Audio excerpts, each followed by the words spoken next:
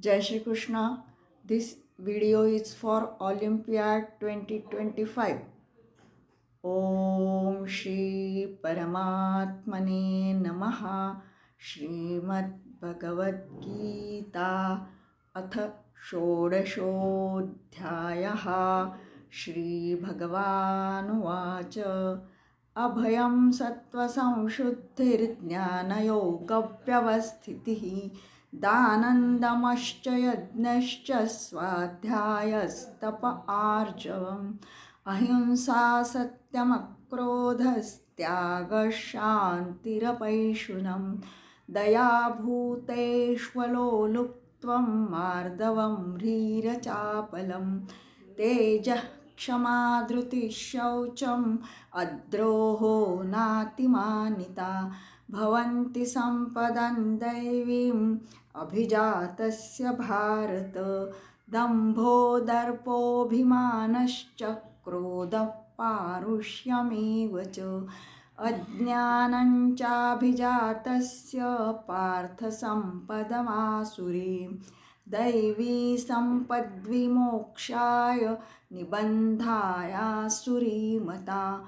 मा शुचः सम्पदं दैवीम् अभिजातोऽसि पाण्डव द्वौ भूतसर्गौ लोकेऽस्मिन् दैवासुर एव च दैवो विस्तर्षः प्रोक्त आसुरं पार्थ मे शृणु प्रवृत्तिं च निवृत्तिं च जनान विदुरासुराः न शौचन्नापि चाचारो न सत्यं तेषु विद्यते असत्यमप्रतिष्ठन्ते जगदाहुरनीश्वरम् अपरस्परसम्भूतं किमन्यत् कामहैतुकम् एतान् दृष्टिमवष्टभ्य नष्टात्मानोऽल्पबुद्धयः प्रभवन्त्युग्रकर्माणः क्षयाय जगतो हिताः काममाश्रित्य दुष्पूरन्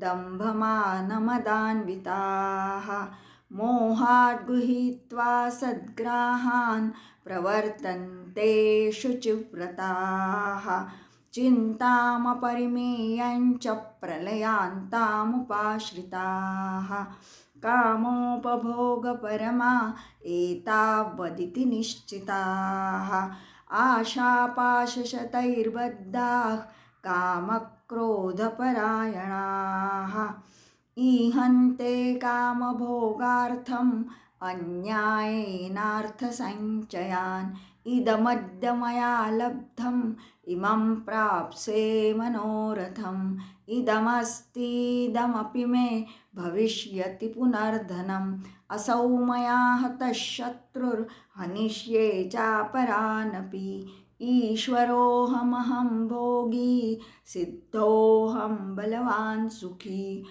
आढ्योऽभिजनवानस्मि कोऽन्योऽस्ति सदृशो मया यक्ष्ये दास्यामि मोदिष्य इत्यज्ञानविमोहिताः अनेकचित्तविभ्रान्ता मोहजालसमावृताः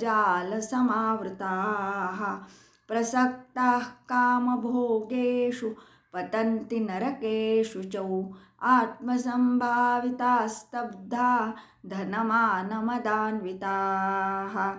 यज्जन्ते नाम यज्ञैस्ते दम्भेनाविधिपूर्वकम् अहङ्कारं बलं दर्पं कामं क्रोधं च संश्रिताः मामात्मपरदेहेषु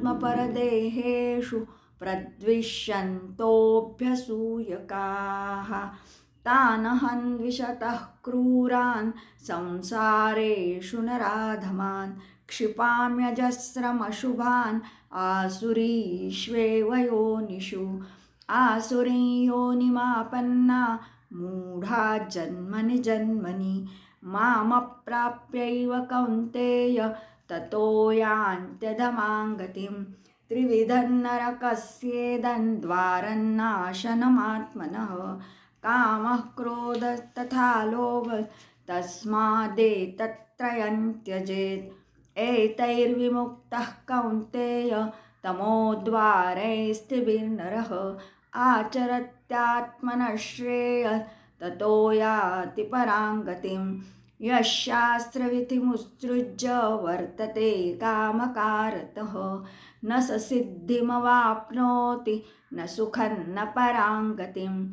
तस्माच्छास्त्रं प्रमाणन्ते कार्याकार्यौ व्यवस्थितौ ज्ञात्वा शास्त्रविधानोक्तं कर्म कर्तुमिहार्हसि।